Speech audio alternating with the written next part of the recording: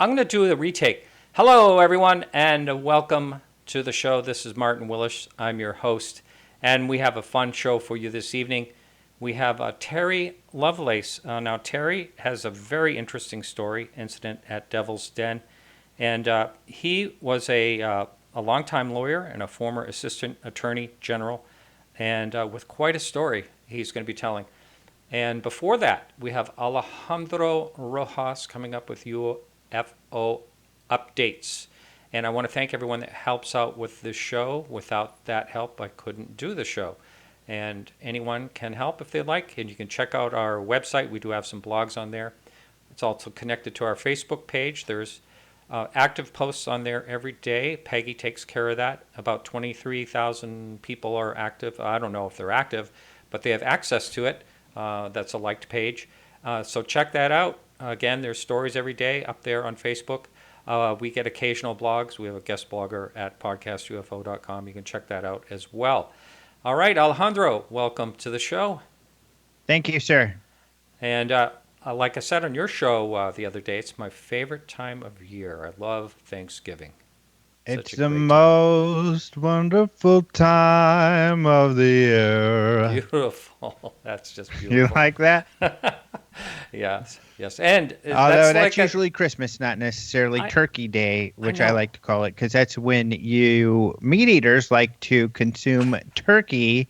And everybody assumes that us vegetarian are eating tofurkey, but this is a vegetarian who doesn't like tofurkey so much. I don't even like the sound of that. Well, I know. It sounds gross. Well, you know, yes, it's such a fun time of year. Your song is appropriate in a way because I've been shoveling snow for 2 days. Wow, really? A ton of snow. It's very rare to have snow before Christmas. Yeah. Or it's occasional in Maine. But, yeah, we're clobbered. I've already had to have the plow here a few times. It's been chilly here. I've had to put on my here we go. Hoodie. Yeah. So, terrible. And not the thick one. Yeah. And we do have thick alien hoodies at the UFOcongress.com. I get the thin one. We have thin ones at our T-shirt. Not quite ready for the thick one, but yeah, I've had to put on a hoodie. I weep for you. Yeah. Frigid. Wow. Terrible.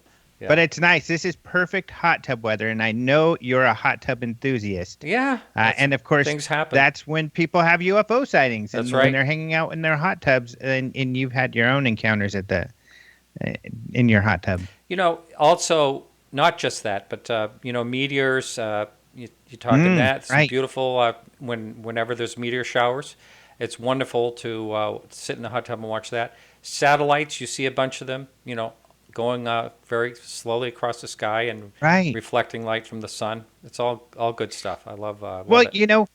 A lot of times people ask, how do you see a UFO? Where do you go? And I just tell people, go outside and look up. And, of course, you're not always going to see something anomalous, but you will see some wonderful things. You'll see shooting stars. You can see them any night. Satellites you can see any night. And then once in a while, you'll see some spectacular objects. So, for instance, the spinning, like the iridium flares, those are really cool to see. That's when all of a sudden you see this bright flash in the sky. And then there'll be another one later. Or the large meteorites or space junk, when they come into the atmosphere, they break up and they'll flare. I've seen them flare where they light up, and they usually make the news when this happens, where it lights up the entire sky like it's daylight. Amazing. So, yeah, you just got to go outside and look, and you can see spectacular things every night. I was 22 years old the first time I saw a meteor. It took that long. I remember I lived in Colorado at the time, in Longmont, Colorado, and I remember going out at night and just laying down in this like playground or some place where there was benches and stuff just to watch the stars. And I was determined to see one. And finally, I saw one and I was freezing. It was cold. And then I went home. And since then, it's like you see them all the time. Yeah. There's been extraordinary ones as well. Some fireballs a lot of people are reporting. There have been, and in fact, I got an article, I believe it was somewhere in the UK, where they got some really cool pictures of some that people can go check out. And, of course, we've got the Irish UFO encounter that happened a few weeks ago, and that was in the news quite a bit in the last week. And some people are speculating that might have been a meteorite, or sometimes they can skip off the atmosphere. But of course, some of the pilots that you can listen to report something a little more strange than that. So it could have been something more odd, but that's under investigation there in Ireland. And they say they're not going to share this investigation because it's confidential, but because it's gotten so much press, I have a feeling they're going to share something. So we'll see what happens. Yeah, yeah. Well, of course, it'll be a government cover-up. What else do they do, right? Yeah. Yeah. So speaking of kidding. which, just to speak for a second on this, I'm going to write a preview for Den of Geek, but I got to go to the pre-screening.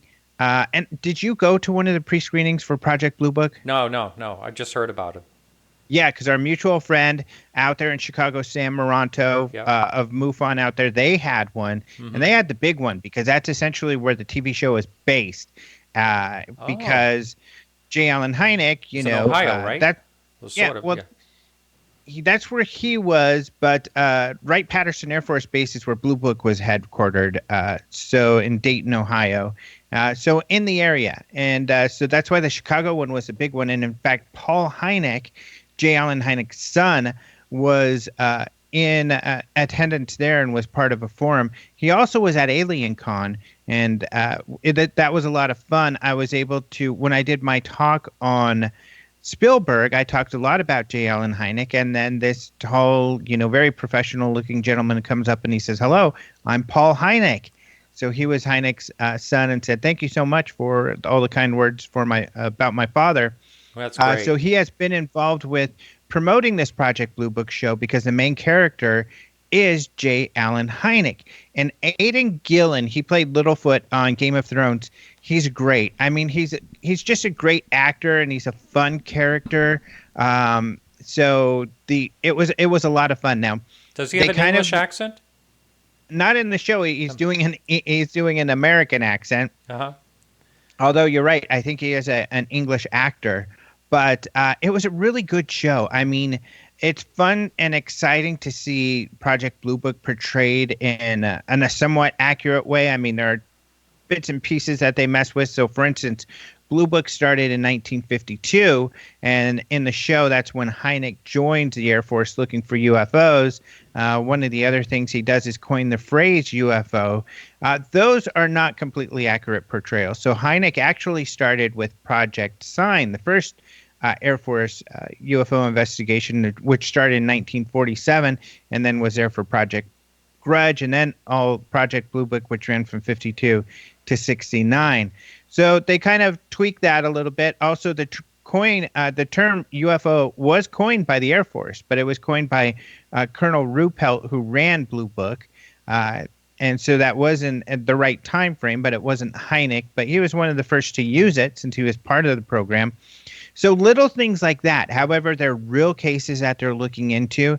They're dramatized, of course, but the CG that they use, the CGI, is really good. So it's spectacular looking. And it kind of has more of a period drama feel than necessarily the X-Files. I think a lot of us were expecting, this to be kind of an X-Files reboot, but it almost feels like if you saw the series Dark Skies from our friend Bryce Zabel, it kind of feels like a mix of X-Files and Dark Skies together because they get into more conspiracy type of things, but it was a lot of fun. They kind of mixed together the two first episodes, and that's what we got to see in this pre-screening. And the next episode that they were advertising is on the Flatwoods Monster case, which is an extraordinary case, and it looks like it's going to be a really exciting episode also. Wow. Yeah, that's the weird, some people think may possibly a robot, like 12 feet tall and all that. Mm-hmm. Very strange encounter. Very strange encounter. And what's interesting about these encounters, I just interviewed Calvin Parker, he's been out. He had this encounter in 1973 in Pascagoula, Mississippi.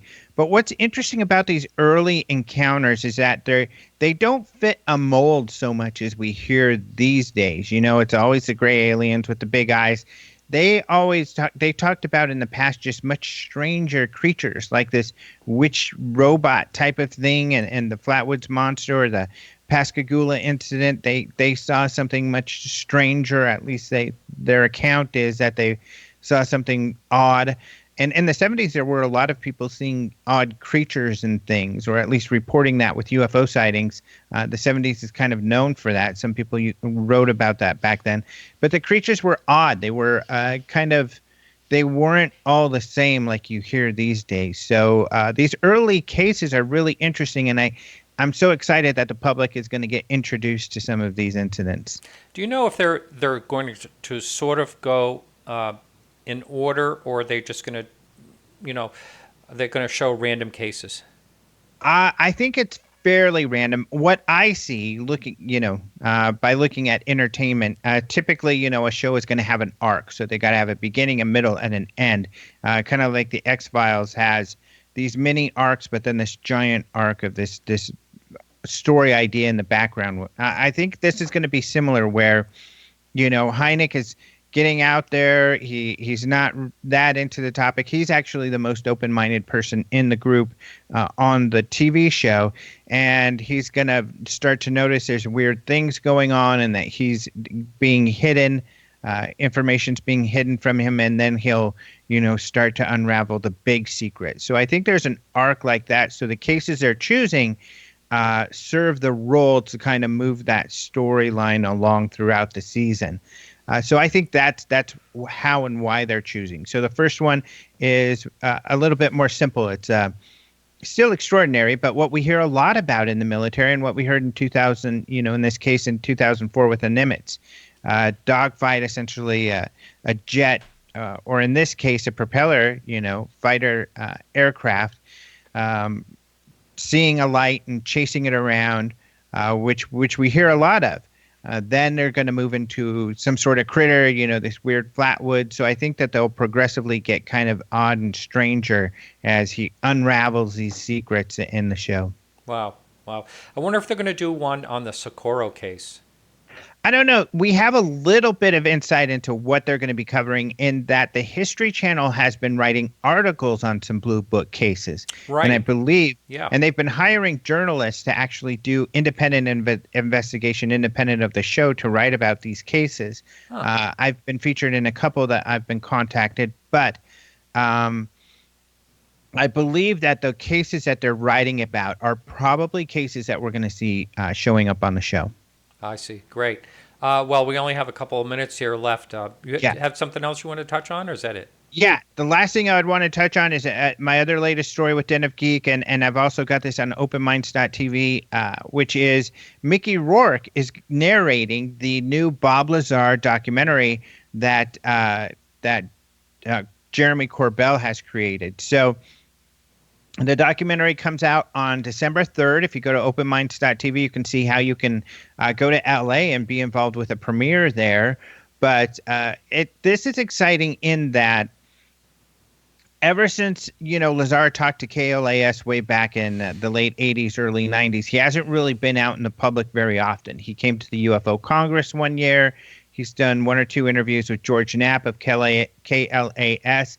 But Jeremy spent a lot of time with him and got a lot of footage. So most of this documentary is going to be new footage of Lazar, kind of seeing what he's about, getting to know him, and then hearing what he has to say about his experiences. So I think in this documentary, really, we're going to get more insight into who this guy is than we've ever gotten before. So I think that's going to be really interesting for the skeptics and the believers. And then, of course, there's a lot of drama added by Mickey Rourke's kind of gravelly voice. Area 51 and Bob Lazar.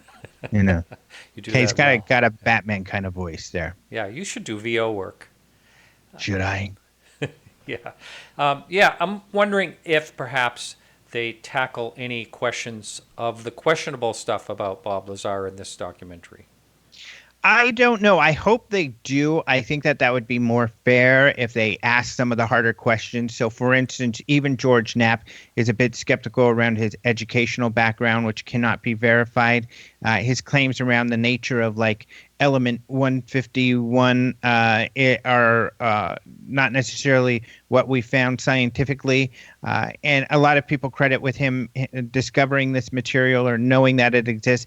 Not necessarily true. Scientists have been speculating about materials, these elements upper on the upper end of the scale there for a long time, kind of wondering about what their nature may be so they can create it, because I think, maybe some of these elements are ones we could create and help us to generate electricity and things like this. So, yeah, some of the science is questioned, but it looks like he's getting into some science. So we'll see. I think that it'll be revelatory on that end to some degree.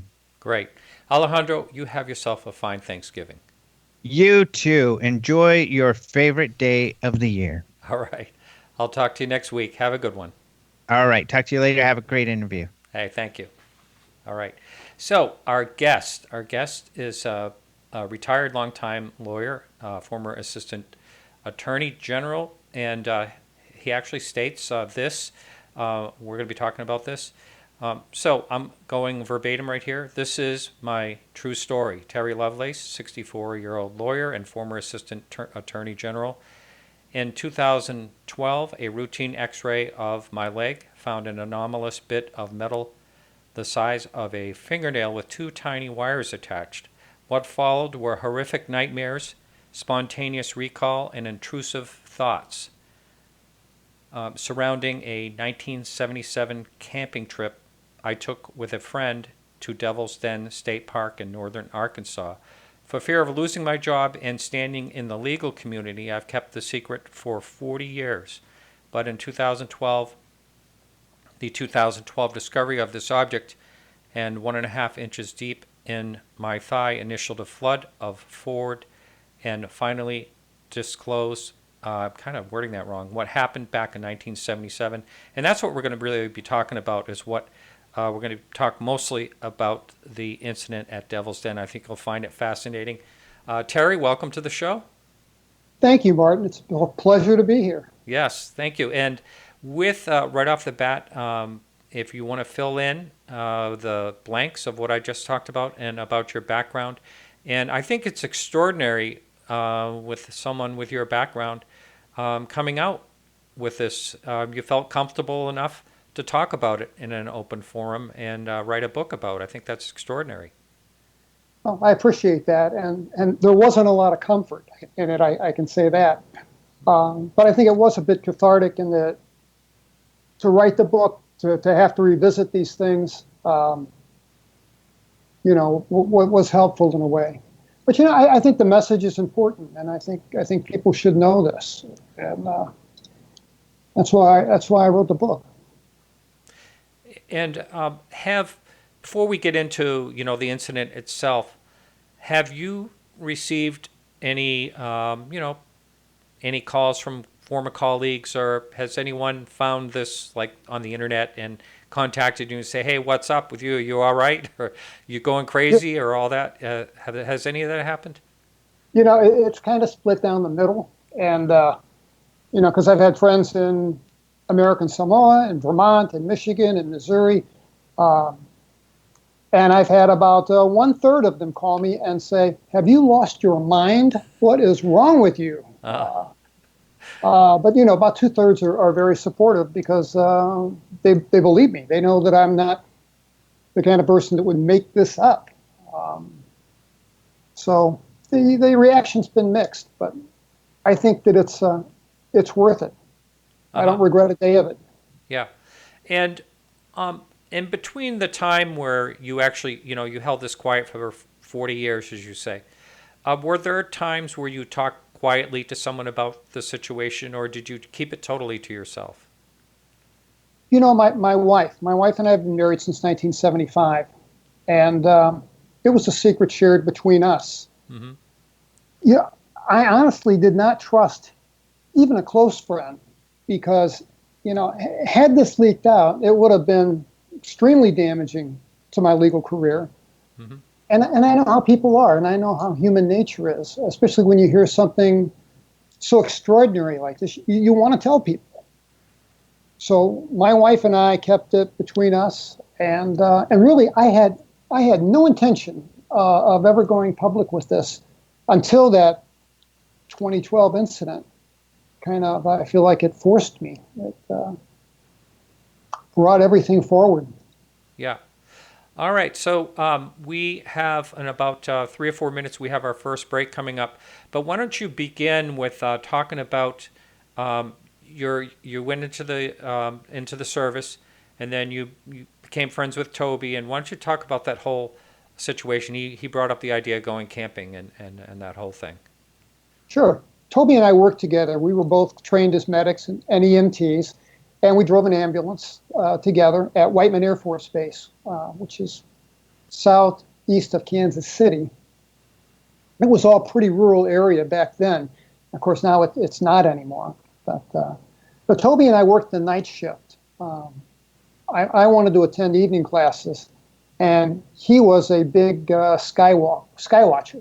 He loved to watch the stars. So night shift was perfect for both of us. And one day he came to me in early '77 and said, "Hey, why don't we go camping?"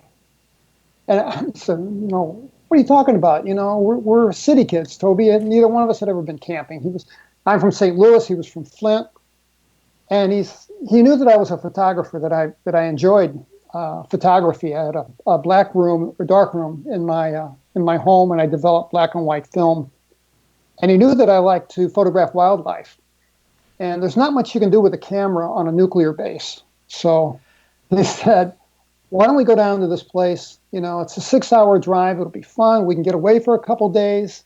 And I kind of was dismissive about the idea, but like I say, it grew on me. And as the weeks went by, it became almost an obsession to go. And we did. It was a journey of missteps from the beginning, but we packed our bags early one Saturday morning, and we headed south, and got to the park late in the afternoon, and went for a hike. And it's an absolutely beautiful place. And we were determined that we didn't want to stay in the campground because to photograph wildlife, well, Toby's analogy was you might as well camp in a parking lot somewhere because, I got all these people around you. If you want to look for wildlife, we need to go out into the wild. So we did. We drove as far back into the wilderness as we could go. Started off with pavement, then gravel, then dirt, then just 2 ruts in the road, and looking for a piece of high ground. And we found it. Toby found a spot.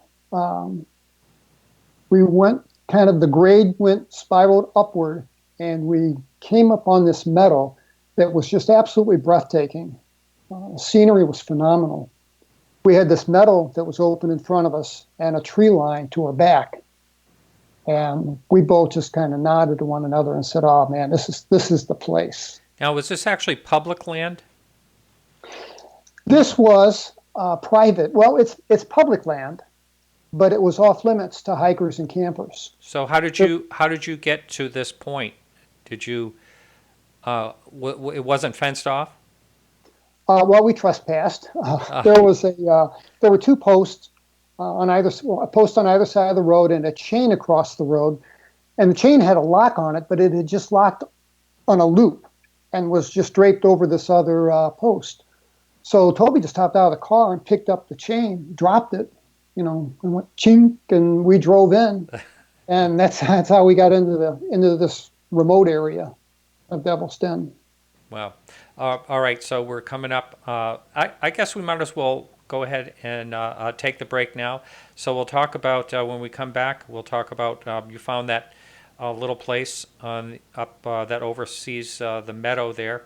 And we'll go to break now. So All right, everyone. So this is Martin Willis, and I'm on with Terry Lovelace, and we're talking about the incident at Devil's Den, and we'll be right back right after these messages. All right, gang, we are in the clear, and let me make doubly sure here. 1, 2, 3, 4.5 minutes. We'll give or take a few minutes. Okay. Now, I'm going to give it a few seconds there, Martin. Sure. All right. Got it. All right. So, Terry, so we will go back to what we were talking about. This is our break time. So we will change the subject for the people in the that are listening live on YouTube, basically, and also my podcast listeners. And so, actually, I guess I'll just ask you. So now you live in Texas. Did you move around in different places in the country? And were you in the service when you first went to Texas, or what made you actually land there? You said you were from Flint, Michigan. Oh, no, Missouri, or I'm sorry, where'd you say you were from? Yeah, I was from I grew up in St. Louis, Missouri. Totally grew up in Flint, Michigan, and I joined the military right out of high school, and that's how I ended up in Texas. And then 40 years later, I retired from the state of Vermont in late 2011, and my grandkids are all in Dallas. So, much rather be here with my family than in Vermont. I mean, we love Vermont, but this is where the family is. So. Right, that's important. Now, as far as your law degree and all that, you did take some schooling while you were in the service, and on the GI Bill. Is that how you actually eventually got your law degree? Yeah, the GI Bill paid 100% of my undergraduate. Mm-hmm.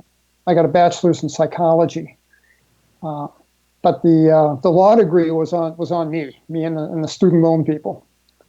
So, but it was a good investment. But oh yeah, and how did you actually you actually excelled to become a assistant attorney general? How did all that work? Well, I don't know if I can say I excelled. I'd been in private practice and was kind of getting tired of it, to be honest with you. I wanted something different. And I was talking to a friend one day, and he said, "You want to do something different?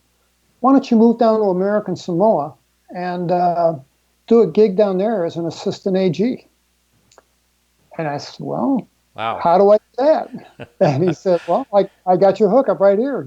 Send this guy a resume."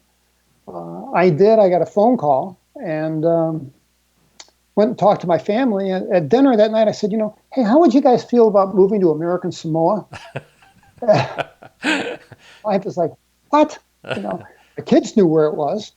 I said, "No, let's sell the house. Let's sell the cars. Let's pick up and let's move down to the South Pacific for a couple of years." Wow. And everybody agreed, and we did. And it was great. Wow. It was wonderful.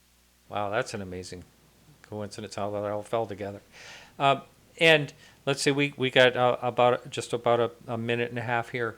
Had you had any other sightings since this incident, or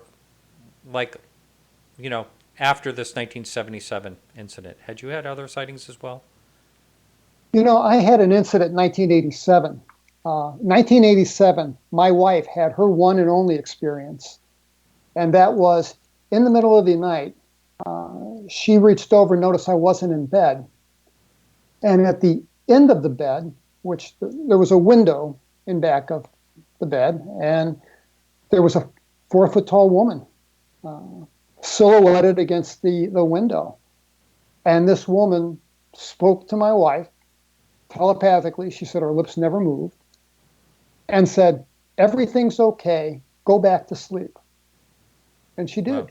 Wow. Well, I'd like to talk about that a little more later on in the show, but we're just about ready to come back here in it looks like 15 seconds or so, right, Race? We are about 26 seconds out. Oh, 26 seconds. Okay. About 6. Sorry, I didn't have my mic botted up there. Can you hear me better now, Mark? Yeah, that's fine. Sure. Okay. Yeah. Yeah, that's interesting. And I wanted to ask you, I guess we have just a quick time. How did you know it was a woman? My wife said that she wore a hood and had it tied around her waist, had like a thing tied around her waist. But she said it was definitely a woman. It was female. The voice was female. She heard the voice clearly in her head. Okay. I think we're going back on, right, Maurice? That's correct. Okay. Sorry to interrupt you there. All right, everybody all set? Mr. Lovelace, you all set? I certainly am. All right, sir.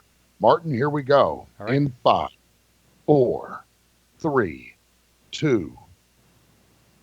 All right. Welcome back, everyone.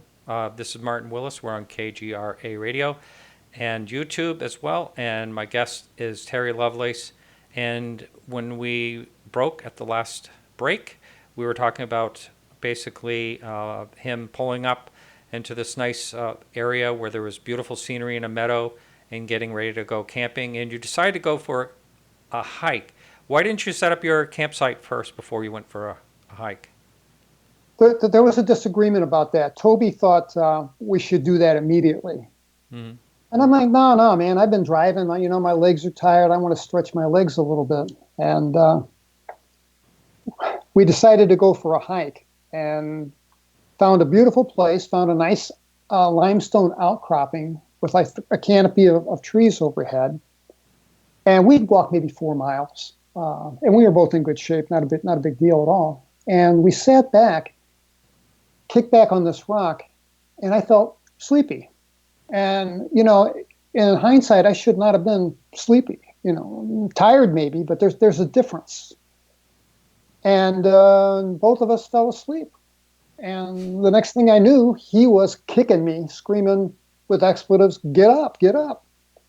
And we raced back to the car and the campsite and got back just twilight had set in. So we're fortunate we got back before we could have been stranded out there all night. Got back at twilight and started to set up camp.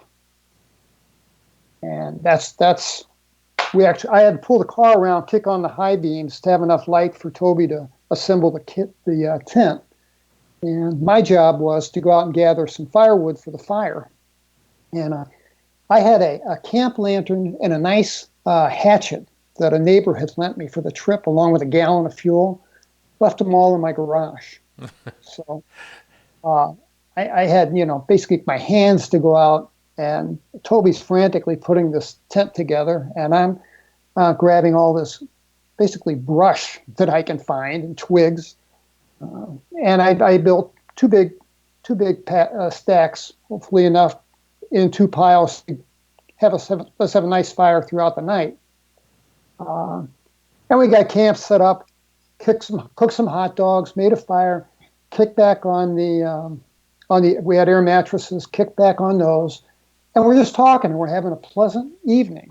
And I remember saying to Toby, I said, "Man, this must be the allure of camping. This must be why people come to do this. This is pleasant." And we were kind of laughing and cutting it up. And then there's a lull in our conversation. And that's when I noted that all of the sounds that we'd heard earlier in the evening, the crickets and the tree frogs and all that, had gone. They were quiet. And even the breeze was gone. And it was just very still. And I found it unnerving. And I asked Toby, I said, "Hey, Toby, what, is it awful quiet to you? Where are the tree frogs? Where are the crickets and stuff? Man, it was loud out here just a little while ago." And he's like, yeah, don't worry about it. You know what? We've been laughing and cutting it up. That we just quieted them. No, they'll come back. Watch, mark my words. They'll be back in an hour. And he was fine with it. But like I said, I found it unsettling. And it was right after that he was looking to his left and looking at something. And he said, "Hey, man, were those there before?" And I said, "They're what?" And that's when I looked and I saw right on the horizon, actually a little bit above the horizon. They were too far above the horizon to have been like road lights or something, were these 3 stars. And they were in a tight little triangle formation. And they were stationary. And we were both familiar with aircraft, and we knew that there was no aircraft that had a light configuration like that. Besides, these things were temporary, were stationary. And for about 15 minutes, we're debating on what these things could be. And then that's when they moved. And at first, they rotated like if they were on an axis. They turned almost 360 degrees. Are you talking about the lights themselves? I am. The three lights turned, they rotated in unison and did almost a complete 360 and then stopped again. And we were excited. We were really, whoa, what is this? We were, just really amazed by what we're seeing. And we're watching these things and talking about what it could be. And then they started to move up into the sky.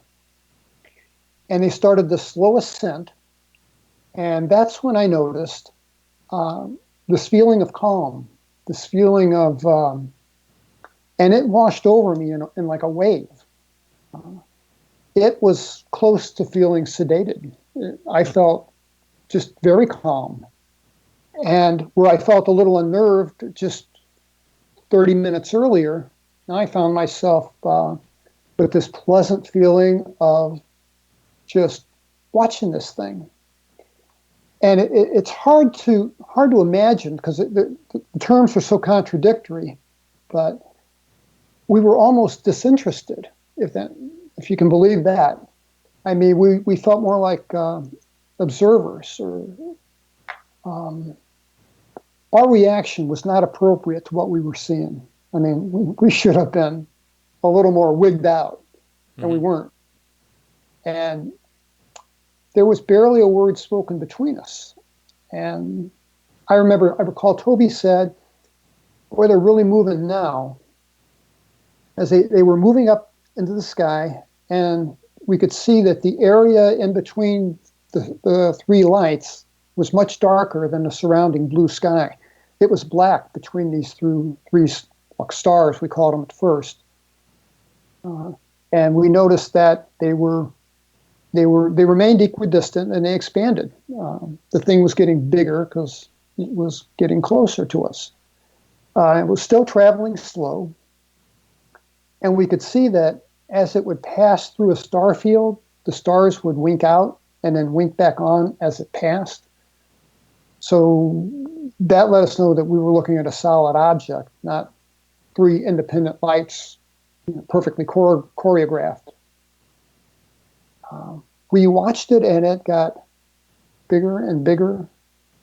And like I say, the conversation was very little spoken between us. Weird. Wow. And the feeling of calm was just incredible. And this thing got bigger and bigger. And I think Toby said, it's headed our way. One of us said that. And it was in a span of 40 minutes, it had traveled from the western horizon to directly over the top of us. And it came to a stop. And the size of this thing, the size of it was just absolutely incredible. It was hard to tell the size because it was nighttime and it was probably 2,500, 3,000 feet over the top, over our heads. And just a bit off center from us, so we could see one side of the triangle, not the other two. We just saw the one side. And as we're watching this thing, there's an area underneath. From underneath the triangle came a light, and it was like someone flipped a switch, and it was on. And this light was about the diameter of a softball, maybe 6 inches in diameter. And it was a visible white light. It was like a searchlight cutting through dense fog kind of thing. It was a visible light. And that flipped on and landed dead center of our campfire. Ah. And I don't know if we even remarked about it at that point. I don't know if we had any comment, even to that. And that was on for maybe 2 minutes, and then it switched off. And then a minute or two later, this bluish, purplish laser beam about the diameter of a pencil flipped on from the center of this thing, and it landed in the campsite, and it would flip on and for a second or less, and then flip off, and then a millisecond later it would flip on and be in a different direction or a different location. So in an on-off type thing, this thing was dancing. It was like this light was dancing all around our campsite. And I know that this beam of light, struck me several times, and I saw it strike Toby. And but it hit our tent, my car. It danced around everything. Now, was there any sensation when it actually touched you? Not at all. Nothing at all. The only thing that I recall is that feeling of calm sedation. And the purple light was with us for probably 3 or 4 minutes. I don't think it was any longer than that. It flipped off, switched off, and was gone. And I remember that the crickets and tree frogs had not returned. And Toby made a comment. He said something to the effect of "show's over," or, that's it, I guess. I think "show's over" is exactly what he said.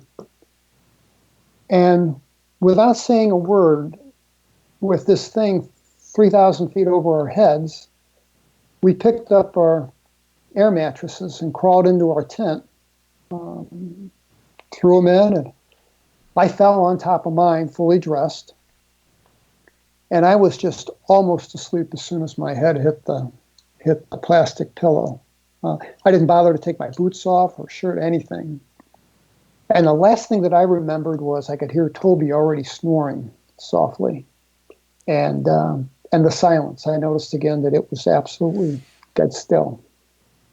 Wow. And then we were both out of it. And then some period of time passed. I woke up because of lights. There were these lights. They were yellow, green, and white, and extremely intense, and they were flashing through the canvas of the tent. And that's what actually woke me up. That, and there was a noise. There was I called it a droning. There was a noise that wasn't so much loud as it was powerful. If you've ever stood next to a diesel locomotive or a big piece of machinery, or like a big speaker at a concert, you can feel it reverberate in your chest. It was that kind of a hum. And I saw these lights, and I didn't know, it didn't make any sense to me what they were. And I thought, well, maybe these are the overhead lights, flashing lights of some park rangers or something. And the noise, maybe there's somebody running a generator in a truck. Of course, that didn't make any sense. But I didn't have my wits about me. When I woke up, I was groggy, and I was just not I was out of it. And I sat up, and I noticed that I hurt. Every bone in my body hurt. And I glanced to my left. It was dark between flashes of light, but in the flashes of light, I could see Toby next to me. To my left, he was on his knees, and he had a flap of the tent pulled back, and he's looking out of the tent. And in one of the flashes of light, I could see Toby was African American, and the track of his tears were real visible in a flash of the light. And I thought, my God, well, Toby's crying. What would move this man to tears? I mean, I knew him. We both worked as first responders. We'd both been in some, uncomfortable situations, and he always kept his head.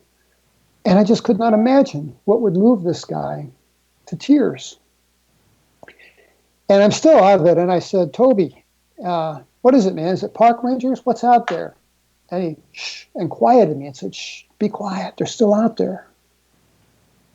And that, well, actually, just a few minutes before we had that conversation, I could hear a rustling of leaves and grass around the campsite. And at one time, through a flash of light, saw shadows. So somebody was outside. And I'm coming to my wits. I'm getting my wits back about me. And I get to my knees, and I notice that my boots were undone, which kind of confused me because they were laced up tight when I went to sleep. And I got to my knees, and I pulled back my flap of the tent, and I looked out, and I saw these little kids. And there were maybe 15, could have been as many as 18, and they were in pairs and threes. And there were little groups where they were wandering around the floor of this meadow.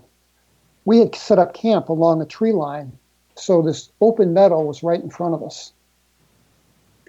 And that's when I noticed that this thing that had been 3,000 feet over our heads earlier had descended. And now it was just about 30 feet over the floor of the meadow. And from the center of this thing was another column of white light. It was the same intensity as that column of white light that hit our campfire. Again, like a searchlight cutting through dense fog. So this visible column of white light from the center of this thing down to the floor of the valley, of the meadow. And these little guys, and we're watching them, and I said, Toby, what? And again, I don't fully have my wits about me. And I'm like, Toby, why are these kids out here? Who would have kids out here in the middle of the night? And that's when he looked at me and he said, man, those ain't little kids. And he said, they took us, Terry, and they hurt us. And that's when, boom, it like flipped a switch. And I knew where I was, and I knew what had happened.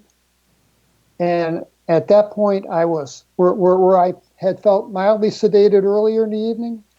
I was absolutely terrified. Wow. And these little guys, in pairs and in threes, would walk into this light and then just dissolve. And they'd be gone. And this is pardon me, is this like a beam going down to the ground? It is. So that's the light they would walk into? Okay. Yes. Maybe 25 feet in diameter. And this is when we could really get a view, because this thing had descended from 3,000 feet. Well, now it's 30 feet over our heads. And that's when we could get an idea of just how big this thing really was. And it was, Martin, it was enormous. I mean, it was like somebody levitated a 5-story office building. And can you describe, would you mind describing it a little bit? Sure. Is it like you're drawing? Yes, I did a pencil sketch of it in 1978. Okay, and, just to let the YouTube listener, it's up there now for the YouTube listener. And we'll have the pictures and the graphics on podcastufo.com in the show notes. So anyway, go ahead and describe it for the listener if you would. Sure. Well, it was amazing. And it did remind me of an office building in that there were lights. There were windows here and there, square and rectangular windows. And all along the top of the thing, it was kind of concave, I guess. There was like an open gallery that was lit all the way around. And we could see shadows and movement behind some of these windows, and definitely from this like observation deck or whatever it was on the very top. I noticed too that there was a light bar on each of the legs of the triangle. There was a light bar that ran from the very bottom to the very top. And I think I make note of that in the drawing. It was kind of oval, but it was 5-story tall. It ran the entire length of the thing. And the lights were running up and down that column. And I remember thinking that that's what must give the illusion of a star twinkling when the thing is in the sky. And I think I've already mentioned the droning noise that we heard. Did you, pardon me if you don't mind me asking, if you said you saw what appeared to be movement, would you assume those were figures walking back and forth and like through an observation window? We could tell they were figures. I mean, we couldn't make them out distinctly, Uh-huh.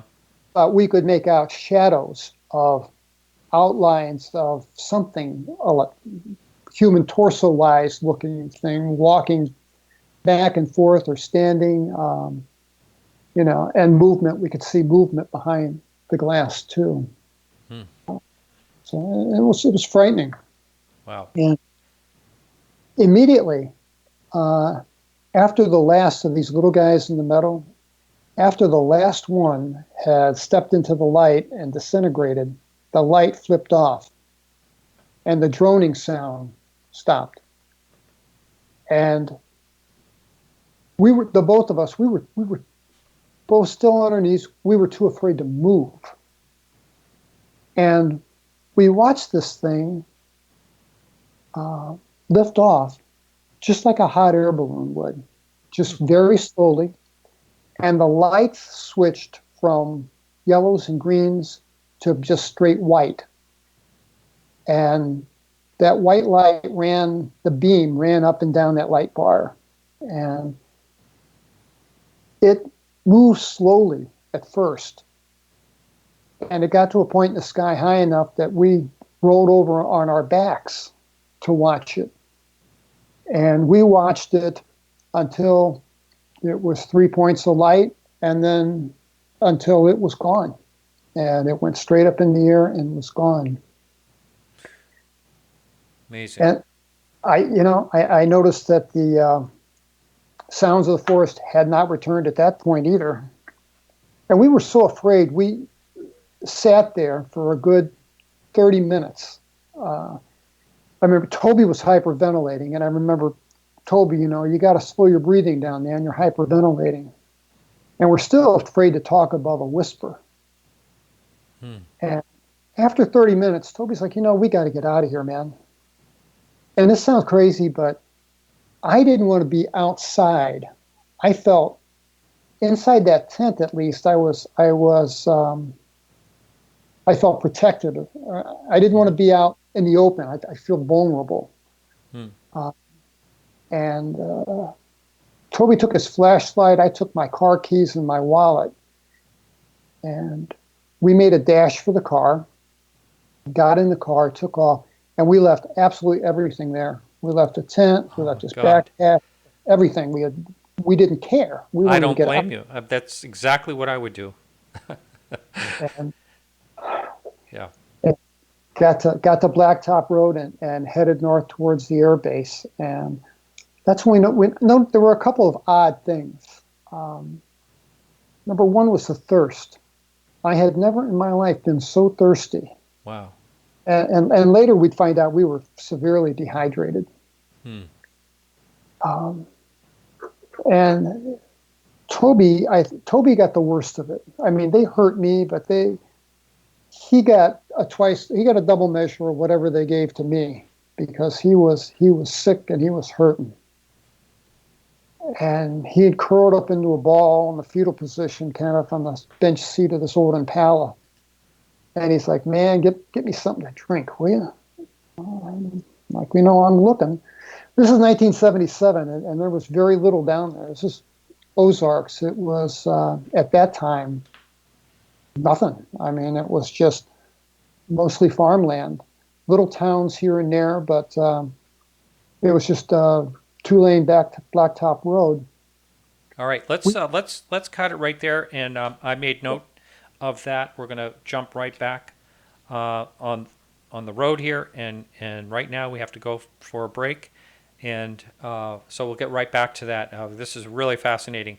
All right, everyone, this is Martin Willis. I'm on with Terry Lovelace, and this is podcast UFO on KGRA Radio. We'll be right back right after these messages. Hang with us.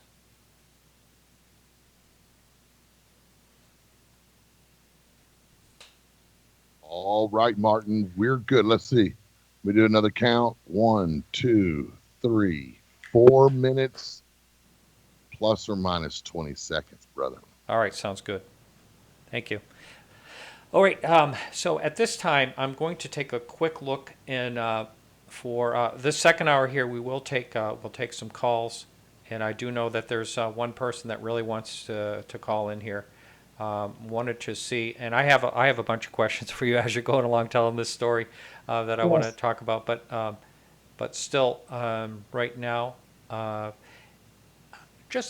don't see any questions. Anyone wants to post a question in the chat room right now while we're on break, feel free to do so, and I'll try to get to one or two of your questions. But have you ever heard of Dave Marler? I have not. Okay, Dave Marler focuses on triangle UFOs. He'd be very interested in talking to you. I know he would. And by the way, for the listening audience, Dave is coming up. He's going to be up on December 22nd, I believe it is, which is it's actually the weekend, but I'm not going to run the show on Christmas Day, so he's going to be up on December 22nd. Dave Marler would love to hear this story. He has written books on triangle UFOs, because the reason I say I know Dave would really like to hear this, because there's not a ton of triangle UFOs prior to, the last decade or two. There's not a ton of them in the 70s. However, I've heard of, several of them, but there's not like a ton. Now there seems to be a lot of triangle UFOs that are reported. So let me just see if I have any. And have you, since you came out with this book, have you contacted any, because you can go way back, I know this is back in 77, but you can still report a UFO sighting now that happened all the way back then. Are you aware of that? I did, but I called MUFON, and there's some very good people at MUFON, I know. And I called the Dallas MUFON folks back in 2014. And a guy came out to talk to me, and I showed him the x-rays of my leg. And he was kind of dismissive of them. And so I'm not a radiologist. I don't know what these are. And in fairness, you don't need a medical degree to see this thing. And he said, well, this is in 1977. I don't know what much we could do for you now. So he took a report, and that was pretty much it. How about that? So. Yeah. I think, your story is extraordinary. We will get into the implant or whatever it is in your leg, later on in as we go here. The story itself is extraordinary, and what happens after that, which will continue on in the second part of this.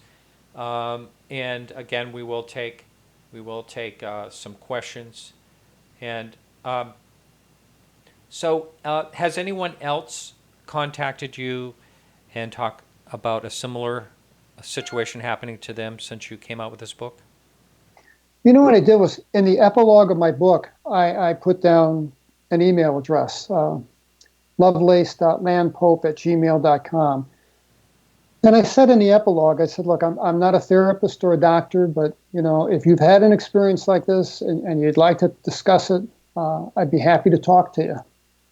I said, I promise I answer every email. And I've got almost 400 since March. Oh, my God. Is that right? Wow, that is totally amazing.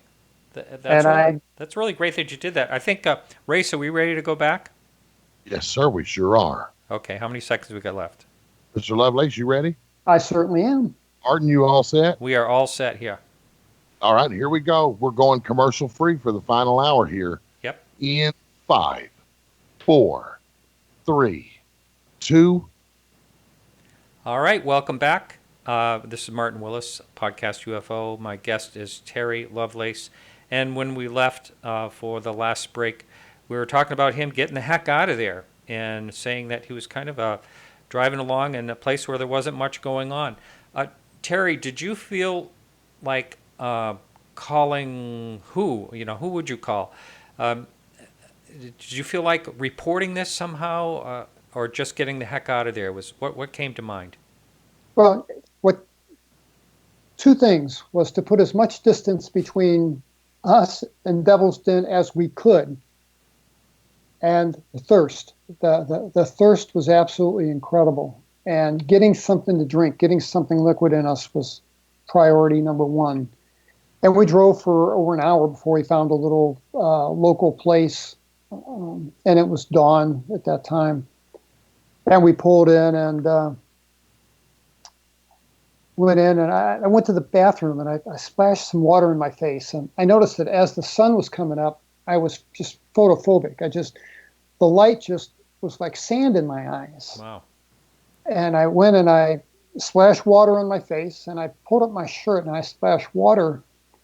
And that's when I noticed how red I was. My eyes were swollen. My entire body was like sunburned. I didn't blister anywhere, but the scalp of my head, I had a thick head of hair at that time. The scalp of my head, the soles of my feet, under my arms, every place. The soles of your feet? Yes, every place, every Wow. speck on my body was sunburned. Wow. Or burned.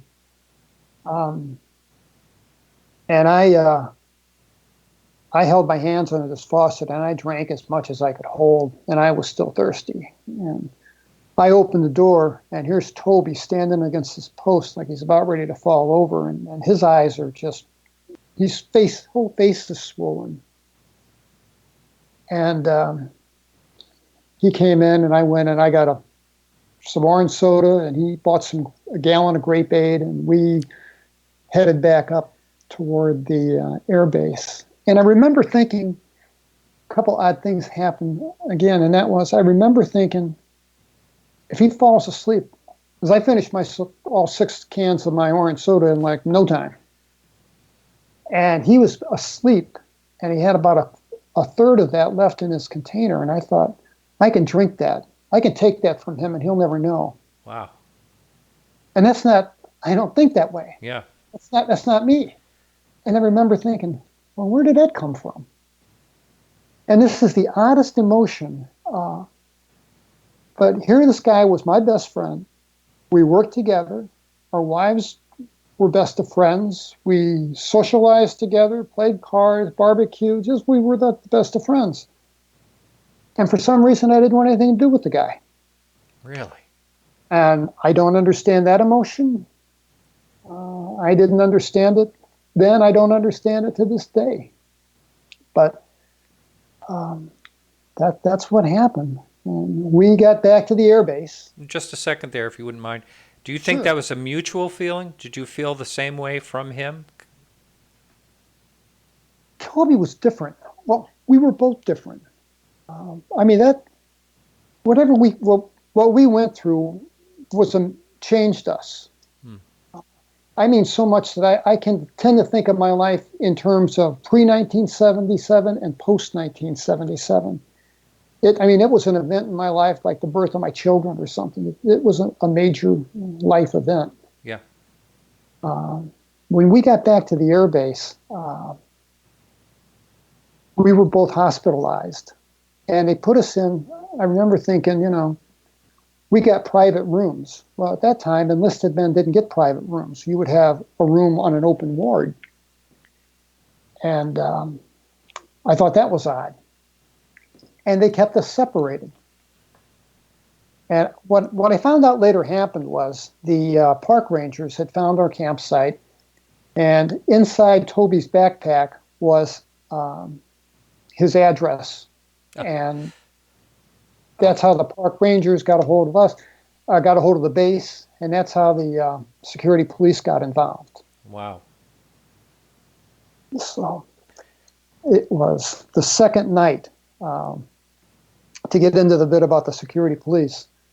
The hospital commander was there, and he told me, he said, I think he used the word higher ups or something like that. He said, they want you guys are to stay apart. You're to have no contact with Toby. He's to have no contact with you. And I didn't understand that. And I was hospitalized for 3 days and 2 nights. On the evening before I was going to be discharged, my evening nurse came in. We both worked in the hospital. I knew everyone in the hospital. And she came in with an injection for some pain medicine. And they kept the lights off in the room because my eyes hurt so bad. And behind her came 2 guys in suits. And these guys, I mean, they were cops. I mean, you could look at them and tell they carried themselves with authority. And I just knew they were police. And were they wearing black? Men in black? They were wearing blue. They were in blue suits. Mm-hmm. But the older guy had that flat top haircut like they used to wear, in the 60s, and a real square jaw, real tough guy kind of look about him. And I remember he said to the nurse, "If that's going to sedate him, it's going to have to wait. We need to ask Sergeant Lovelace a few questions." And he said, "And shut the door on your way out."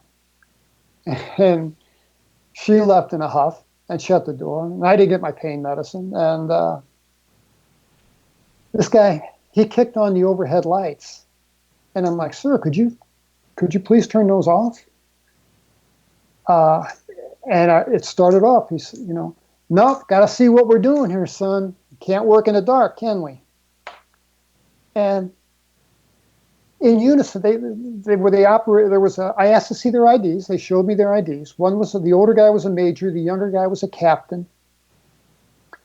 And I refer to him in the book as Agent Gregory, was the major, the older guy.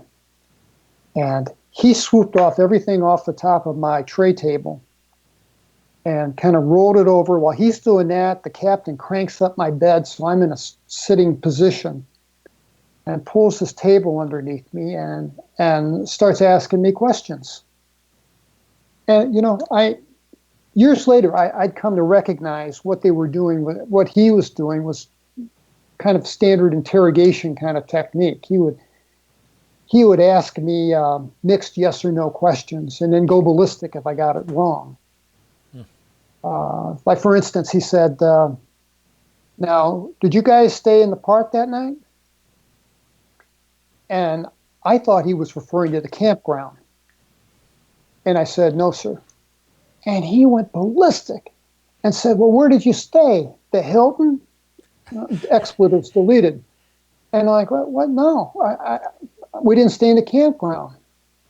And he said, "Well, I'll let that one go because you just might be that stupid." And yeah. the whole point of the exercise was intimidation. And Sure. I'm scared to death. I'm thinking, my God, did we burn the forest down? What happened? And he said, he called me son. He started almost every sentence that he addressed me with son. And he said, "Son, I want to know what you and your buddy were down there doing. And why did you leave all your stuff down there? My only guess is you planned on coming back right away." And he said, "What, do you have a little marijuana plant growing down there, a little marijuana plot or something?" And that scared me to death. And I thought, oh my God, because if somebody were growing marijuana down there, they could try to hang it on us. So I'm very much intimidated. And he's dug through his briefcase and he pulled out some forms and laid some forms in front of me. And he said, "Now I'm going to read you your rights." And he read me my rights, which didn't make me feel any better. Nice. And he laid out these 6 forms, and he handed me a pen, and I said, "Sir, what are these?" And he said, "Son, these are waivers and consents. These give us the right to take a look in your car and to take a look in your house, son." And I said, "Sir, why?" And he said, "Well, to make sure that you're not hiding anything. You don't have anything that you shouldn't have, do you?" And I was 22 years old. I didn't have the benefit of a law degree. I mean, I was young. I was dumb. I didn't know to ask for an attorney. I thought, well, if I don't cooperate, this guy's going to think I'm trying to hide something. I didn't want to tell him, I just saw a UFO the size of an office building. I didn't want to say that. So what the point is, to jump to the point, was he wanted to know. He asked me, after we went through a lot of interrogation, he says, I want to know exactly how many photographs you took once you entered the park. Ah. And I said, sir, I didn't take any at all. And he got down in my face and said, I don't believe you. And I said, sir, I did not take a single. God, I wish I did. I wish I'd taken a dozen photographs and and hid the film. But I didn't. And the nurse came back and said, Doctor wants Lovelace to have his pain meds right now, so I'll bring the doctor down here if you'd like. And the major's like, no, I think we're about done here. And the captain leaves the room. The nurse leaves the room. And this major kind of shuts the door, and he gets down right next to my ear. And he says, son, I know, and you know, that you two knuckleheads stumbled onto something out there, didn't you? Wow. And I think you know what I mean. I think you know what I mean, Sergeant. And I said, sir, and I didn't say yes or I didn't say no. And he says, I want to know how many pictures you took of it. And that's what I do. Did he say of it? Of it. Uh-huh. Wow. And that's when he said for the second time, I don't believe you. Now, can we just pause there for just a second? Do you think that they possibly had radar information on this craft and your general location and time? How do you think they'd put the pieces together? I think that's right. I think it must have been probably a radar return. Whiteman is, and still is, a nuclear base, and so there are some other Army and Air Force bases all in the area. So I'm sure that that there was probably a radar return on this thing. I'm guessing.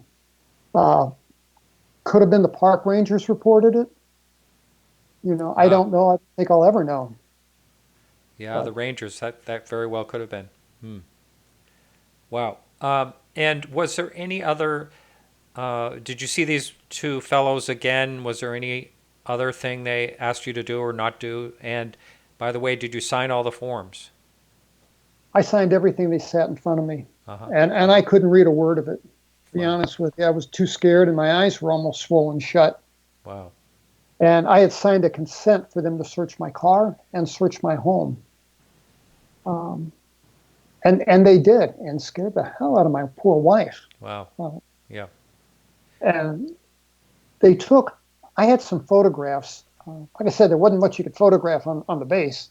I had a new telephoto lens, and I took a lot of photographs. I was fascinated with the full moon for some reason. And I took a bunch of pictures of the full moon and developed them. And they took all of those. I never got those back. For what reason? I don't know. They took my car. Toby had drawn a map. When we went into this park, he had the foresight to grab a bank paper out of the glove box and a little pencil and drew us a crude map of where we went and how we got to where we were. And he relied on that and a flashlight to get us out of that park at night. If we hadn't had that to rely on, I don't know where we'd have ended up. Wow. But they wanted that map. That Agent Gregory laid out a map of the park and said, "Now where did you stay?" And I said, from what I could make out, I said, "Well, the map ends here. We went over here." And he asked me to draw a picture of this meadow as if I were looking from above, and wanted me to put, an X where we set the tent, draw a little box for the car, estimate the length and the width, just all these things. And but before he left, after he said, you two knuckleheads stumbled onto this, and I don't believe you, the guy smiled and turned the lights off for me. and left. What a strange guy. Yeah, bizarre. Wow. When you were in the hospital, what did they say were test results? What was going on with you? There was a lot, they took a lot of blood from me. They told me that we were severely dehydrated. I knew the doctors and I knew the nurses. And there was an older doctor there a full-bird colonel who was near retirement, who came and talked to me the last day of my hospitalization. And he came in and sat down on my bed, and he was kind of almost like a senile, I think there was a bit of senility going on there. And he sat on my bed and he said, well, we got all the lab tests back and everything's perfectly explainable. What happened was, when you two guys laid on that rock up there must have been some natural radiation in that rock. But, nobody needs to know that. And nobody, nobody needs to know that. And, I think that's what led to your burns and made you guys so sick. And he said, well, and you didn't use enough sunscreen. And I wanted to say, look, I never took my shirt off, never took my hat off. But I didn't say anything. And then he said something that struck me as odd. He said, we've given you some medicine and it's going to make you have some funny dreams. And he says, when you have one of these dreams, the best thing to do is not talk about it. Just get it off your mind and ignore it and they'll go away. And I thought about that. He's telling me not to talk about my dreams. It seems odd. And that's about all the diagnosis we got. That and what I refer to in the book as the bucket of pills. They discharged us both with these capsules. They were generic-looking capsules, and I was to take 3 a day. Pardon me, 3 times a day. I'd take 3 capsules: morning, afternoon, and evening. And they sent a nurse to my house every evening to do a pill count to make sure that I had taken the medicine. Yeah. And this nurse that came, I did not recognize, and I knew everybody in the hospital squadron. And she did not wear a name tag, and she was all business. She never once asked me how I felt, took my blood pressure. She was there to count the pills to make sure that I had taken the daily allotment. And about the 3rd or 4th day into this, my wife knows, you're really loopy. You are out of it. And I'm like, I don't feel right. And she says, I think it's those pills you're taking. And I said, yeah, maybe. And she was right. And I stopped taking them immediately. And what I do is I flush 3 of them down the toilet at the times that I was supposed to take them, because I didn't know what time she might show up to do a pill count. Oh, yeah. Mm-hmm. But I never took more than the last 11 days I never took. And I wonder to this day, I know Toby had so many problems, and I wonder if those pills did something to his psyche or his mind that caused him to have all these problems in life. Did you talk to him about taking the pills at any point? We were under this no contact order, and I had these really conflicted emotions.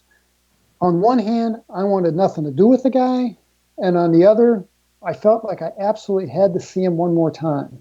And I did. And we were coming home from the grocery store, and we both lived in NCO housing, a couple blocks apart. And I asked my wife, I said, would you pull over? I want to run in. And she's like, no, don't do that. Don't violate this order. And I'm like, look, it'll be all right. I'll be in. I'll be back in 30 seconds. I just got to tell Toby goodbye. So I walked up to the house. My wife waited in the car. I walked up to the house, to the door I've been through 100 times. And I walked in like I always did. And there was Toby's wife. And she glared at me and said, you're not supposed to be here. And I'm sure that she blamed me. They were reassigned. And they were in the process of packing. And they had orders to Japan. And I said, well, I heard you guys were, and she walked away. I was trying to talk to her. Toby must have heard me because he came around the corner. And when he did, I was shocked because he was wearing a dirty T-shirt, and he was unshaven, and his eyes were bloodshot, and he reeked of liquor. And I mean, this is a guy that, when we barbecued, he might drink a can, maybe 2 cans of beer. And he smelled of liquor. And it was real awkward. I saw him, and I felt like it'd be appropriate to hug him. And I didn't. And I held out my hand, and we shook hands. And I said, I heard you guys are PCS, and meaning permanent change of station, moving. And I just wanted to wish you well. And he he was looking at his feet. And he looked up at me, and he was a short guy. And he looked up at me with these bloodshot eyes and said, it happened, didn't it? It all really happened. Wow. And I said, yeah, Toby, it all happened. You're not losing your mind. And I turned around and I left. And that's the last time I ever saw him. Wow. So you're thinking the drugs may have been to kind of make it seem like the whole thing was a fantasy, perhaps? Maybe. Maybe that, or maybe I think they were designed to mentally cause us harm. I really do. I think they were trying to poison us. I mean, that's a harsh statement to make, but, I took those pills for 3 days. I wish to this day I'd saved one of those capsules. Yeah. Did you find right off the bat when you had a no contact order with Toby, didn't you find that to be very strange? And did you want to question why? I did find that very strange. But remember that, I had this other emotion going on too, that I even told my wife, it's fine with me. And she couldn't understand why suddenly I had wanted nothing to do with Toby. And, it just, Toby, like I said, Toby and his wife probably blamed me for this whole incident. And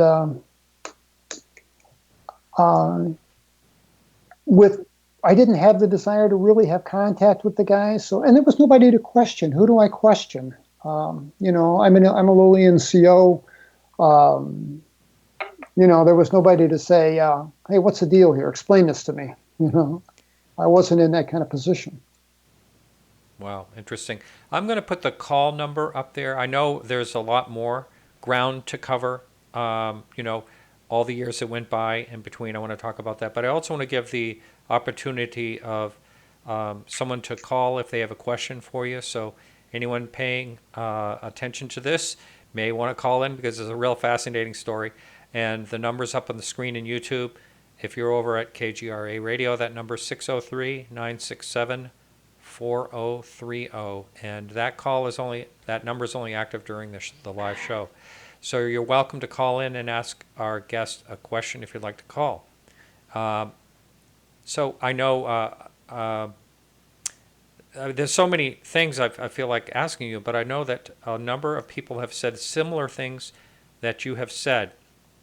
I spoke to someone months ago that was at an air base where there were nuclear weapons, and a UFO came right over them. But prior to the UFO coming over, they said this was in Florida near the Everglades, very, very loud jungle noise there, and everything went quiet, dead quiet.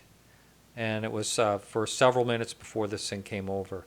Same exact thing. I mean, and then the other thing you said that I think is fascinating is you went to sleep right after this. You just had to fall asleep right away. The Allagash incident, same thing. They went through this whole horrific thing, and they couldn't get to sleep fast enough. They couldn't talk about it. They didn't talk about it amongst themselves afterwards. Now, I want to ask you, did you talk to Toby? What was the conversation like when you were driving back? I know you were very dehydrated. There was no conversation. I mean, the conversation was limited to, man, you got to find me something to drink. And Toby asked me 2 or 3 times, are we getting close, man? Are we close? Yeah. Because he was as miserable as I was. Wow. that was it. I mean, there was no conversation. There was hardly a word spoken between us. When I dropped him off, I pulled into his driveway and said, "Here you go, man." And Wow. We have a caller on the line. We have another one trying to call in too. So the second caller, I'll tell you to hang in and call back if you would. Caller, where are you calling from in your first name, please? Hey, Martin, this is Bobby in North Carolina. Bobby. Now, and we have another caller trying to get in here too. All of a sudden, everyone wants to call in. So we'll take you one at a time. If you're listening, just hang on and call back. Bobby, you were the person, one of the people, about 5 or so people that recommended our guest tonight. So you're welcome to ask him a question. Go right ahead. Thank you. Yeah, Terry, I found your book amazing. I enjoyed every bit of it, and I truly believe you. Thanks. One thing I want to add, I'm sorry, the YouTube delay thing is weird, but years ago, I'm going to call it a dream, but I had a dream where I was waking up and something akin to a monkey hit me in the forehead and put me back out, and I never forgot that. And when I was reading your book, you're the only person who's ever said anything like that, and so I found that really amazing. yeah, did you have was that just a one-on, or did you have? Could I ask, Bobby, how old were you? And was that just a one-on, or did you have other dreams involving monkeys? No, that was a one-on, and I'm 53 now. I was a kid back then. I'm going to say I was 8 or less, but my whole entire family has had experiences. I'm going to leave it at that. Yeah. I've actually seen UFOs many times in my life. I grew up underneath the Miami International Airport, so I know what flies in the skies and what doesn't fly in the skies. Yeah. Yeah.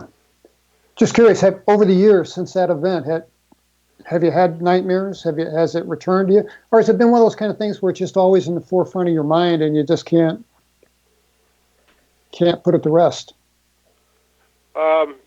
I'm going to say I've been a UFO nut for about half of my life. So, yeah, I can't put it to rest. So, but I loved your book. It's a great book. I completely believe you. I'm sorry for your friend Tobias. You really should talk when you have a few more minutes about the incident over when you were the medic and the incident over the nuclear site, because you never even brought that up tonight. No. There's so much to cover, Bobby. It's hard to prioritize, but yeah. Hey, Bobby, we have another caller coming in. So okay. All right. Hey, thanks a lot. Thank you, Bobby. Thank you. All right. Thank you. So, Good night. caller, welcome to the show. Yes. Your first name, where are you calling from? My name is Ramona. I'm calling from Hawaii. Well, welcome. I wish I was there. Thank you. Martin, thank you for a wonderful show. And I really want to thank Terry for being on your podcast. Excellent. Aloha. Thanks. Aloha. Aloha. Yeah. My question to Terry is, what brought you out to come out with your book that you wanted to share experience? And to this day in 2018, do you have any health problems through the incidents you've been in the past? Yeah, let me. I had no intention of ever writing a book or ever discussing this with anyone other than my wife. My wife and I did not tell our kids about this. We have adult children. Hey, hang on. Pardon me, Terry. Hang on. A caller, would you mind muting your computer or whatever device you're listening to the show on, please? Sure, I'll do that. Thank you. Okay. Go ahead, continue. I'm sorry, Terry. Go ahead.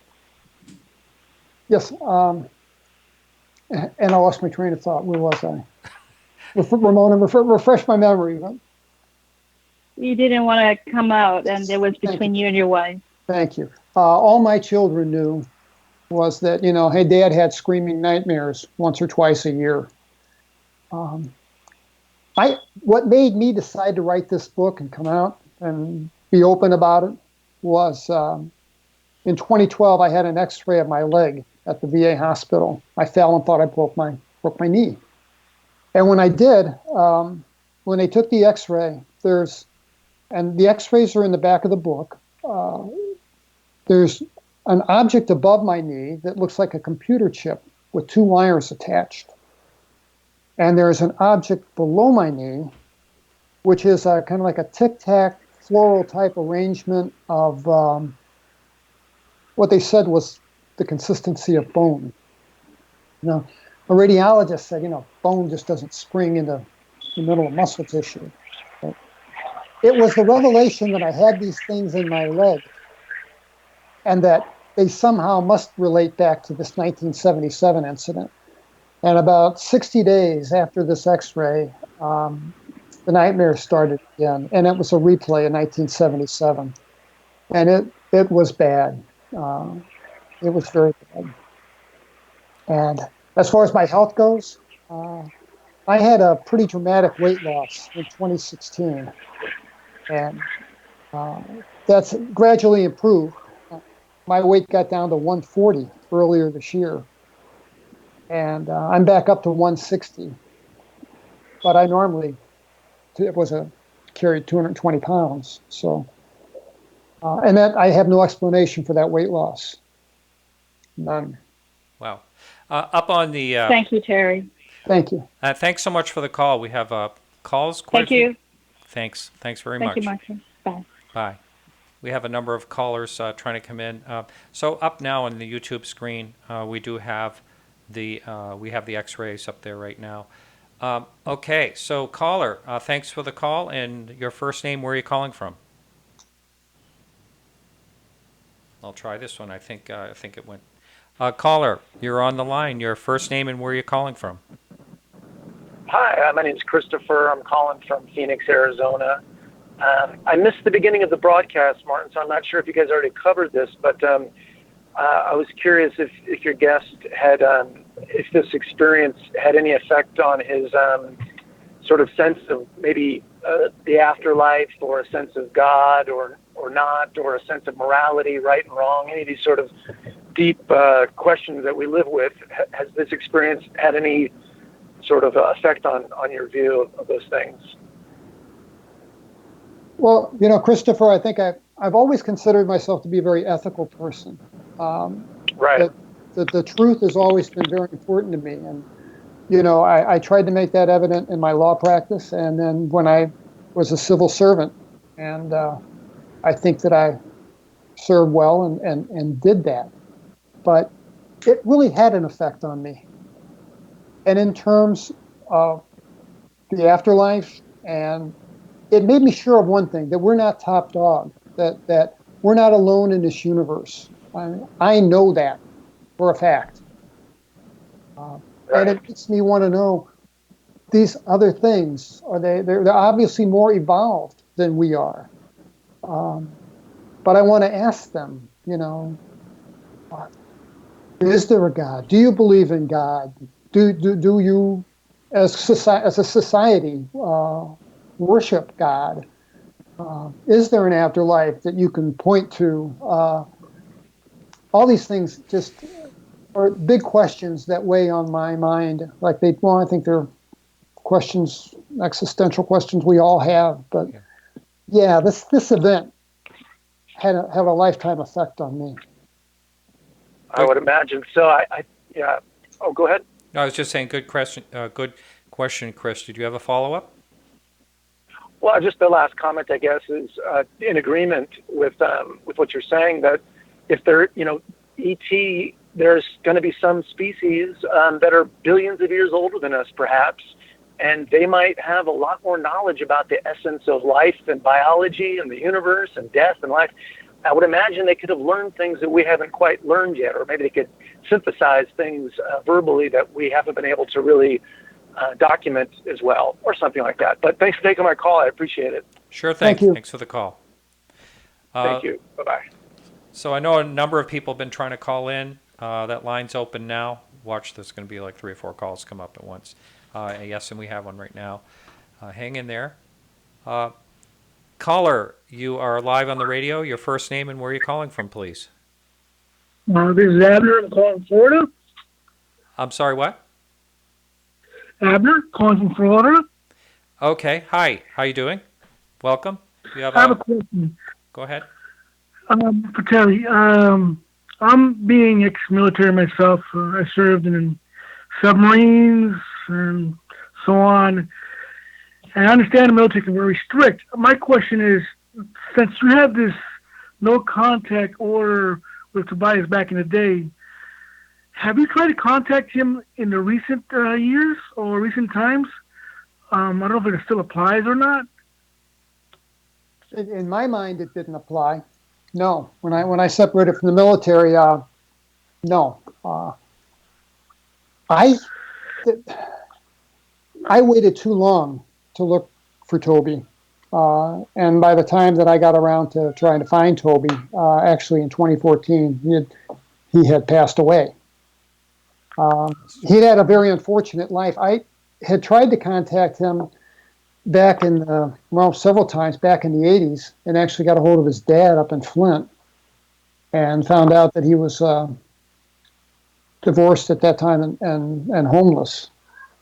Oh. So Is that an alien or a cat? that's a cat. Okay. Just want to Trying make sure. trying to get her contained here. Oh, that's unfortunate. It is. Yeah. Well, hey, All right, Adam, thank you. thanks for the call, Adam. All right, so the line is open if someone else wants to give a call. I have until that question comes in, have you ever thought of, or has anyone ever talked to you about doing any hypnotherapy regression on the incident? They have. There is a lady, you may be familiar with her. Her name is Yvonne Smith. Oh, yes. Yep. And I've talked to Yvonne, and I'm seriously I've been thinking about that, and I'm grappling with that. And there's part of me that's thinking I'm going to see things I don't want to see. Right. Yeah. But maybe I need that.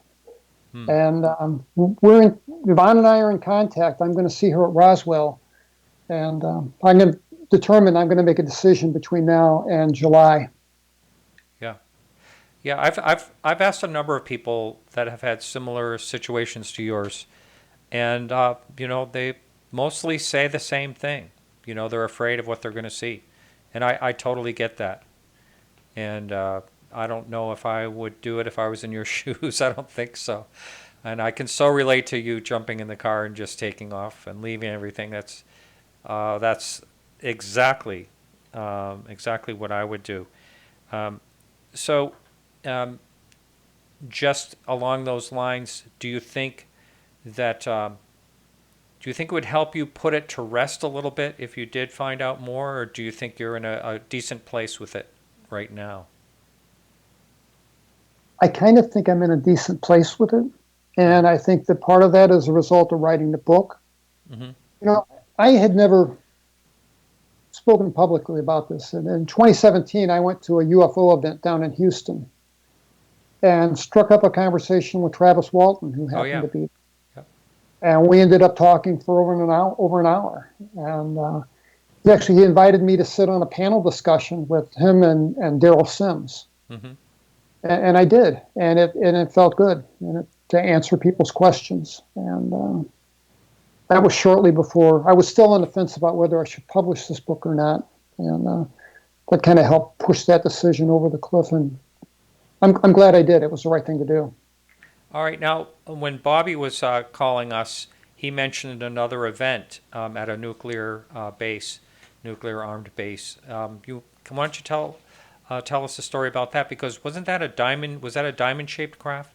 It was. And, it was. And also, are you aware of another drawing that is very similar to yours?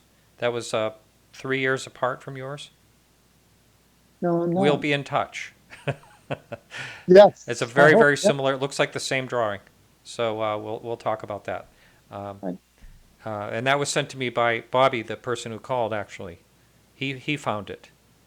I would love to see that. Yeah. So why don't you go ahead and talk about that incident, if you would, please. Yeah, that incident happened. In the book, I've got a picture. Well, it doesn't look like much. It's called Kilo 5. It was the launch facility. These launch facilities were scattered all through rural western Missouri. and it's where they had the nuclear weapon, the Minuteman II ICBM, 60 foot tall, down in a silo capped with a blue dome. And we were working, as we always did, we worked the emergency room at night, and we got a call that there was a missile technician who fell and probably broke a leg. So we hopped in the ambulance and did our usual routine. And I noticed that when we got the call in, it was kind of slim on fax. And I remember saying, it's a little bit odd. And we flew like we always did. We didn't fly airplanes, but we got to drive this ambulance at 100 miles an hour with lights blazing. And that was at 22. That was big fun. If you couldn't fly an airplane, we could at least do that.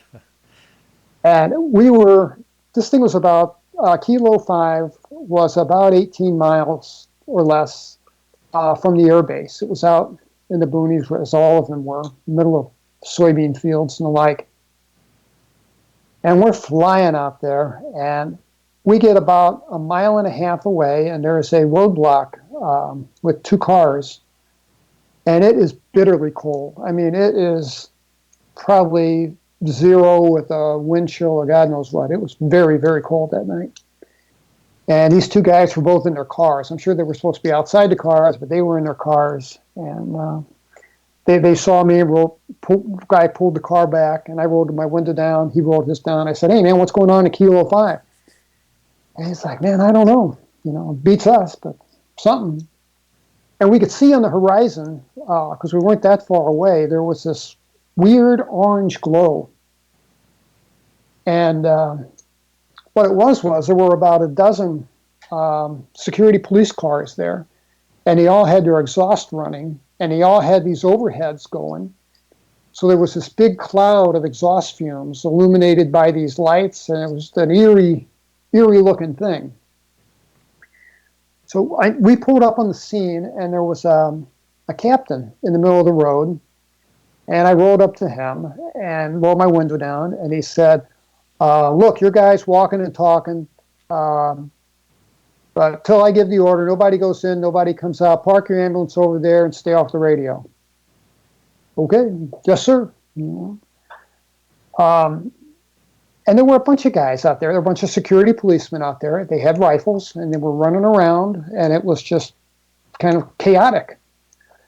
And, we'd been ordered to stay inside our ambulance, and it was so cold that the inside of the windows had frosted over, and we couldn't see anything. Wow. And we were facing the wrong direction. And Toby grabs his parka, and he says, "Man, I'm going to see what's going on." And I'm like, "Toby, we're not supposed to be out there." And he jumped out of the ambulance, and he's gone for maybe 2 minutes. And he comes back, and he yanks my door open, and he grabs me by the shoulder and says, "Man, you have got to see this." And he's pulling me out of the ambulance. And I'm grabbing my parka as I'm going, and I'm stumbling, and I'm walking. We walk right up to the captain. He's standing there, and everybody's looking up. And I'm like, "What?" And I look up, and that's when I see this thing. And it was about the size of a full-size van. And it was diamond-shaped. When I say diamond-shaped, I mean there were facets cut into it. And it's funny how your mind, when I first saw it, I thought, I'm looking for wires or something. It just doesn't look right to see this thing levitating off the ground. And there's not a bit of noise. There's no exhaust. There's no engines. There's no markings on it. All the police cars have their spotlights on it, so it's lit up. It's a matte black in color. No numerals or anything on it. And we're standing there, and this thing shoots off towards the horizon and is gone literally in the blink of an eye. Wow. And the captain turns around at me, and he's smiling like, "Did you see what I just saw?" And I'm smiling back at him, and then, everybody steps back into their respective roles, and he's like, "Get in your ambulance, I'll get the gate." He had his guys open the gate for us. We went in and we got our patient. Now, you know what? I had considered myself, I had seen flying saucers twice when I was a kid. and I considered myself to be a expert on extraterrestrial things. So I was certain whatever we saw was either USAF or CCCP, but the thought of it being extraterrestrial really didn't cross my mind or Toby's. We were certain it was. And we got back to the base, and the base commander was there. And he took us in his office, and he says, "All right, boys." And he asked to see our report, and I gave him my report. He did something odd. He made a photocopy of my report, and then he took a black magic marker and X'd out, redacted, all of the times except for the time that I left the hospital, for whatever reason, and gave us redacted copies to file, and slid the originals in his desk. And he says, "All right, tell me what you saw out there." And we told him everything we saw, and he asked us to draw it, and I drew as best as I could. Toby was a genius. He was a genius at math, and he actually had the forethought to count the facets on the side of the thing, so he could draw a pretty good representation of it. I had a copy. I had his copy of that, and I wish I had not lost it over the years. But we showed the hospital commander, and he looks at it, and he's asked us to tell exactly what we saw again twice, and we did. And he's like, "All right, boys, what you saw out there, that was an experimental helicopter. And because it's experimental, we shouldn't talk about it. So, you're bright guys. We don't, just don't run your mouths about it. Nobody needs to know." And we were like, we spoke in unison, "Yes, sir." We knew he didn't have the slightest idea of what that was. And we laughed. But like I say, the thought of extraterrestrial really didn't enter our minds. Now, what year was this? 1975. So this was 2 years, and ironically with Toby once again. Now, this is interesting because there's a case called the Cash Landrum case. Have you heard about that? Is that? And it was in Texas. It was in Texas. Yes, I am familiar with that. And the ladies had burns. That's too. right. But that was also a diamond-shaped craft, and there has been speculation that this was an experimental military, perhaps with some type of, radiation, expulsion type of thing. But I don't know in particular if that's true or not. Whether it's a nuclear propulsion type of experimental craft they were working on. That's all speculation on that whole thing. But you said there was absolutely no sound and this thing took off fast. I don't think they had that technology. Not a sound. Yeah. You can argue with the people that will say that it was, advanced space technology that we were working on. If that was out in 1975, we'd certainly be using it by now, you would think. If anything, for nothing else, for the military. Something like that would be very useful. So, it's a real big question mark. For years, I wondered if it was Soviet. After the fall of the Soviet Union, and in retrospect, no, I don't think so. I think their technology was a step in back of ours. Yeah. Would you, let's revisit well, I don't know if you want to call it an implant, a possible implant, but you said you had this X-ray in 2012, and then this is what actually prompted, did it prompt nightmares and things like that? Is that what you were? It did. Okay, let's talk about that, and also, had you thought about having it removed? We'll talk about that too, if you would.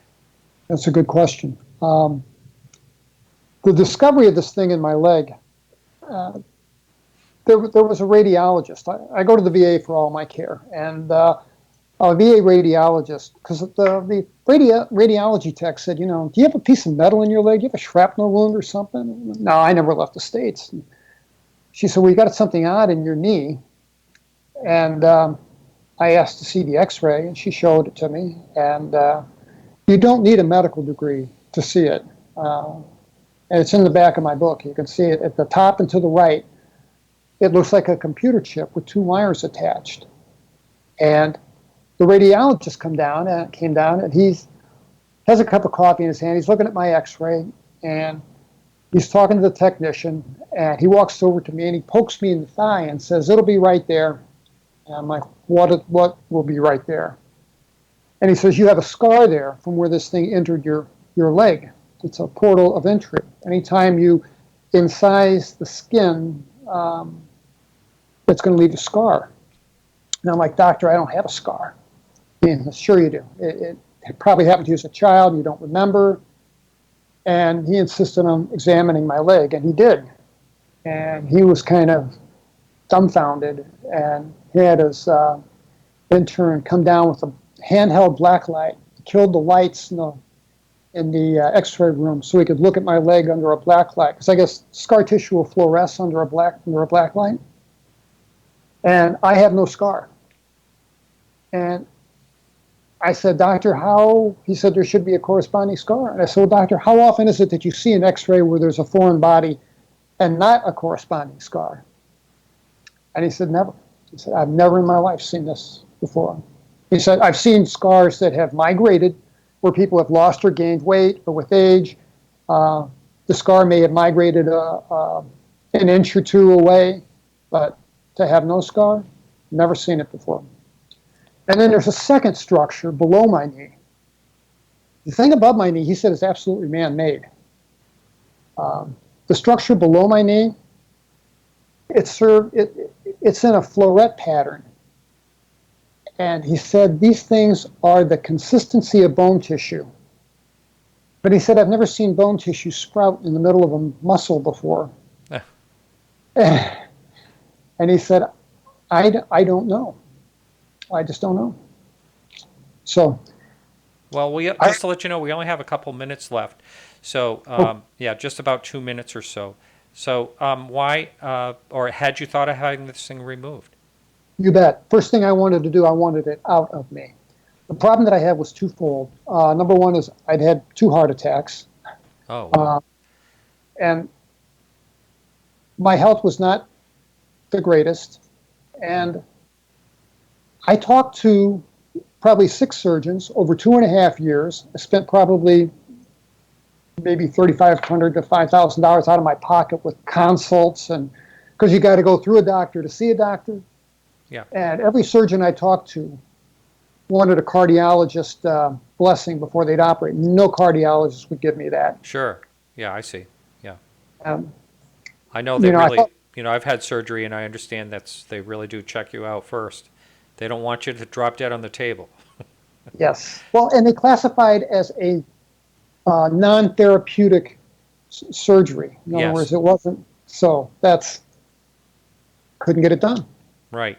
We have 2 minutes left. So why don't you tell the listening audience, you mentioned you give out your email. If you'd like to dare to do that, you may get contacts from people that would like to talk to you about your incident. And also, tell us where people can find the name of your book once again, and where people can find it. Yes, the book is Incident at Devil's Den. It's on Amazon, and it's in print, in ebook, and I made an audio book. And as I said, it's on Amazon. And what was the other thing? I just wondered if people can contact you. Yes. The email is lovelace.landpope, LANDPOPE, landpope @gmail.com. If you've had an experience, I'm not a doctor, I'm not a therapist, but I'd be happy to, if you've had an experience, email me. I answer every single one, almost all 400 of them so far. So if you've had an experience, you're welcome to contact me. And where do you go next? What do you think the future is for this whole situation? Do you think you'll talk about it more? Or do you think you said you're sort of at peace with it?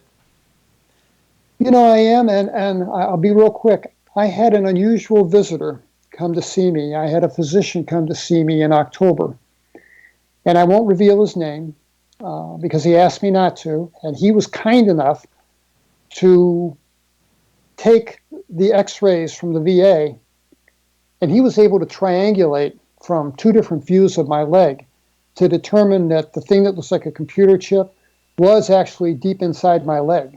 And it wasn't.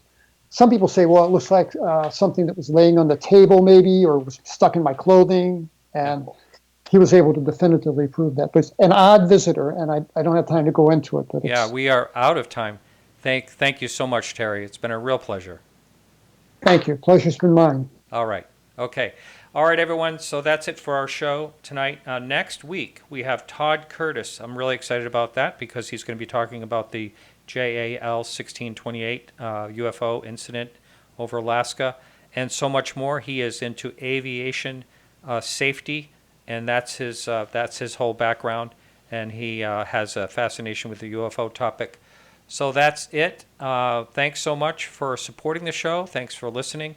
And remember to keep your eyes to the sky.